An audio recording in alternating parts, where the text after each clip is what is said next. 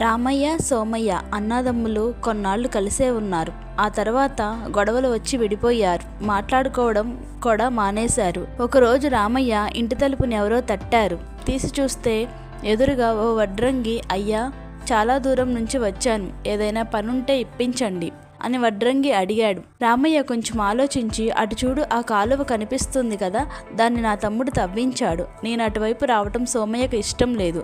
వాడికే అంత పౌరుషం ఉంటే నాకెంత ఉండాలి. కాబట్టి నువ్వేం చేస్తావో తెలీదు. వాడి ముఖం నేను చూడకూడదు. తెల్లారేసరికి నా ఇంటి చుట్టూ ఎత్తైన కంచె నిర్మించు అన్నాడు రామయ్య. అలాగే అన్నట్లు తలూపాడు వడ్రంగి. కంచె నిర్మాణానికి కావలసిన కలపంతా వెంటనే తెప్పించాడు రామయ్య. నాకు ఓ దీపం ఇప్పించి మీరు నిశ్చింతగా నిద్రపోండి, తెల్లారేసరికి నా పని పూర్తి చేస్తాను అన్నాడు వడ్రంగి. తెల్లారింది. ఇక తమ్ముడు ముఖం చూడక్కర్లేదని ఆనందంగా నిద్రలేచాడు రామయ్య. కళ్ళు తెరిచి చూస్తే ఇంటి చుట్టూ కంచె లేదు. దానికి బదులు కాలువపై ఒక వంతెన నిర్మించాడు వడ్రంగి.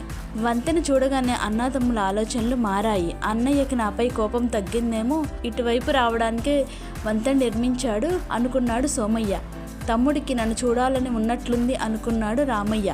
ఇద్దరూ కలుసుకున్నారు. అప్పుడు వడ్రంగి వాళ్ళ దగ్గరికి వచ్చాడు. నన్ను క్షమించండి, మీరు చెప్పినట్లు ఇంటికి చుట్టూ కంచె నిర్మిస్తే మీ మధ్య విభేదాలు ఇంకా పెరుగుతాయి. నేను అలా చేస్తే శాశ్వతంగా మీరు విడిపోయేవారు. ఆ పాపం నాకొద్దు. అందుకే వంతెన నిర్మించాను అన్నాడు. ఇందులో క్షమించాల్సింది ఏమీ లేదు. మనం చేసే పనులు ఎదుటివారిని బాధ పెట్టేవిగా ఉండకూడదని మాకు తెలియజేశావు. అందుకు మేమే నీకు కృతజ్ఞతలు చెప్పాలి అని వడ్రంగికి బహుమానాలిచ్చి పంపించాడు రామయ్య, సోమయ్య.